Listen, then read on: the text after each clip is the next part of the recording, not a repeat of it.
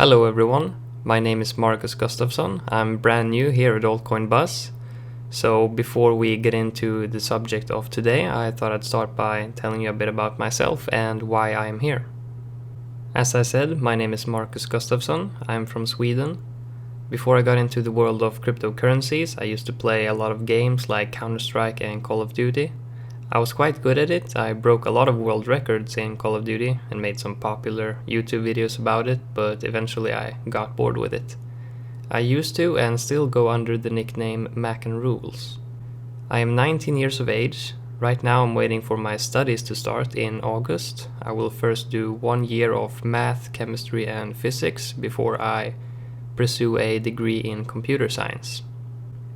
At the moment, I am a full-time investor and tutor in cryptocurrencies, which brings me to the reason why I'm here on ALTCOINBUZZ. I will be here mostly for educational purposes. I have a very successful online course on cryptocurrencies and the blockchain technology behind them. I will be making videos that will be uploaded to this channel every once in a while. They will most often cover some important aspect of the technology behind certain cryptocurrencies. A lot of the videos that you have seen by different crypto YouTubers around the time of this market crash we have seen have mentioned that the crypto market has seen an incredible amount of new people come into cryptocurrencies in November and December of 2017. They have also said that a lot of these new people still don't fully understand what they are investing in. They don't understand the technology behind these mysterious cryptocurrencies, and thereby they are prone to make bad investment decisions when it comes to choosing what projects to invest in. These new people also get pretty easily scared by crashes like this, because they don't know if it's ever going to go back up again. If they knew the endless possibilities of the cryptography behind these projects that they have invested in, they would be more confident in their investments. They would feel that this technology is too good to never go back up in price. They are also introduced a whole new market mentality compared to stock markets, so it can take time even for some experienced investors to learn how to make good trades.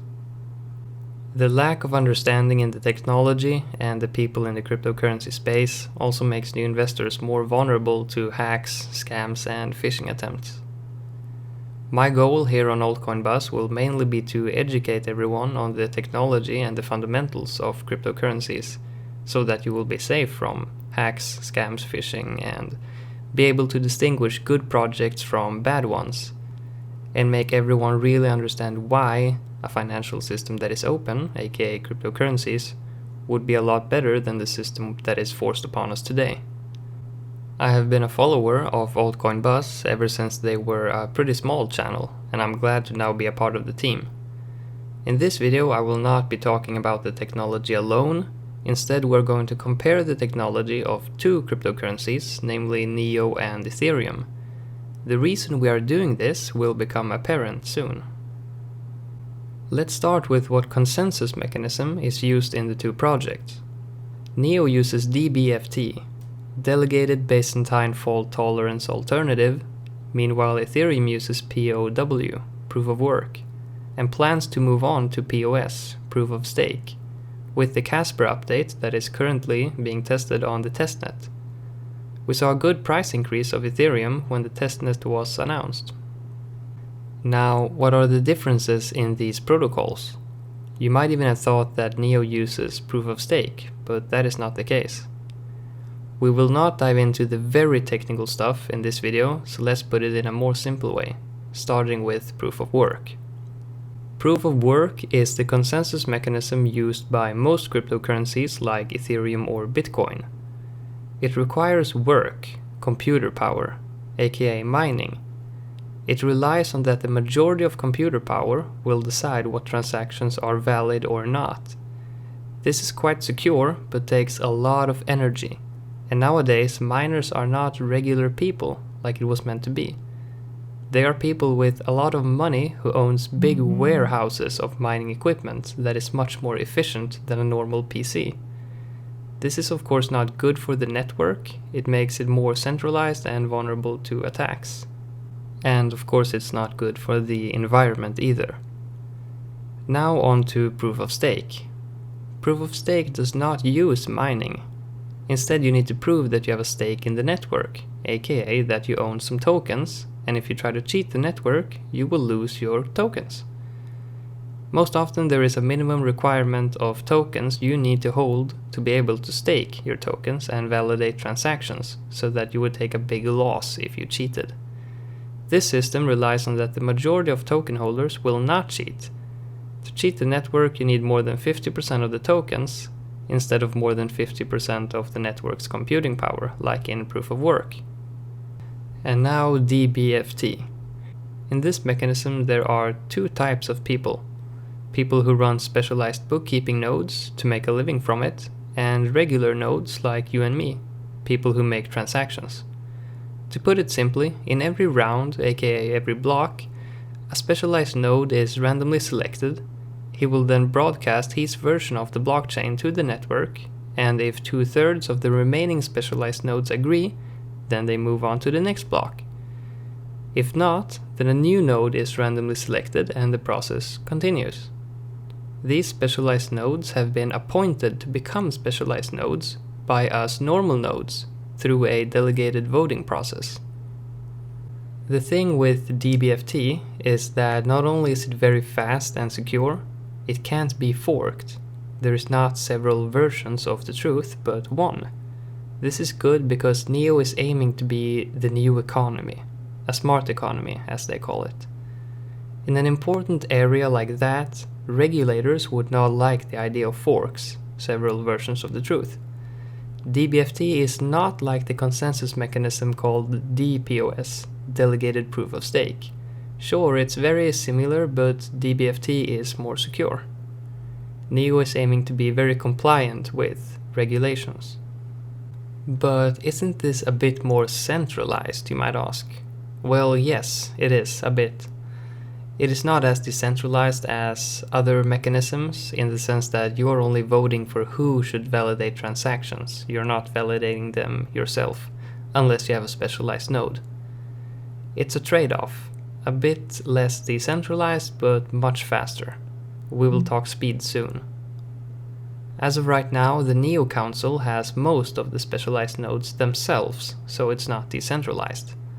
They have pretty much full control, but in Q1 of 2018, NEO will be holding less than 2/3 of the nodes, and they will have less and less control, making it more and more decentralized as time goes on.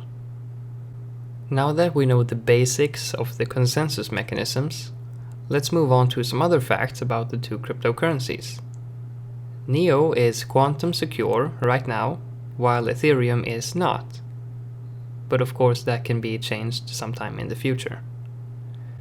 Both are platforms on which you can build projects, smart contracts, decentralized apps, and host ICOs.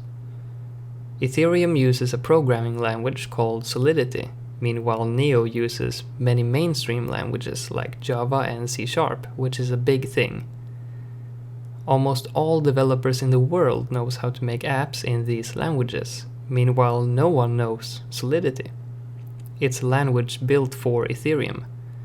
This allows any developer to start making projects based on NEO without having to learn a whole new programming language.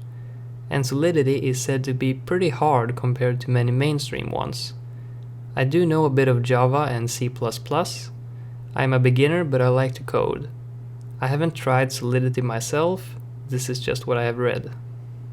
One more thing that would make developers want to develop on NEO instead is the transaction throughput, the speed. Ethereum can do a maximum of 30 transactions per second, but this is just theoretical. It can only do 30 transactions per second if the conditions are perfect. In reality, it can do 15 transactions per second. NEO can do 10,000 transactions per second in theory, and 1,000 transactions per second in reality. And they are working on optimizing it. I do remember seeing a Twitter post somewhere where this was tested and they could actually handle like 3,000 transactions per second, but I couldn't find the post when I was looking for it again, so this might not be true. The current block time is 15 seconds for Ethereum and 25 seconds for NEO. And right now, NEO transactions are free. Meanwhile, it is pretty expensive to deploy a smart contract on NEO. KuCoin, the exchange, has recently made a post where they recommend their users to withdraw in NEO because of this. City of Zion, a development group that's developing for NEO, just released a new version of their Neon wallet, which makes participating in ICOs a lot easier. This has been a long-awaited update for their wallet. NEO has two tokens, NEO and NEO Gas. The NEO token is used for voting on the network and generates gas. Gas is needed for the system to work, it's what you pay your fees in. Ethereum has one token, Ether. This token is needed for the network and it's what you pay your fees in. It is also the token you stake and vote, so it's like a 2-in-1, whenever they update to proof of stake. The NEO token is not divisible, so you can't have 0.5 NEO, although the NEO Gas tokens are divisible, since it's what you pay your fees in. Ethereum is also divisible. Now let's take a look at the supply. NEO has 100 million total supply, with 65 million in circulation.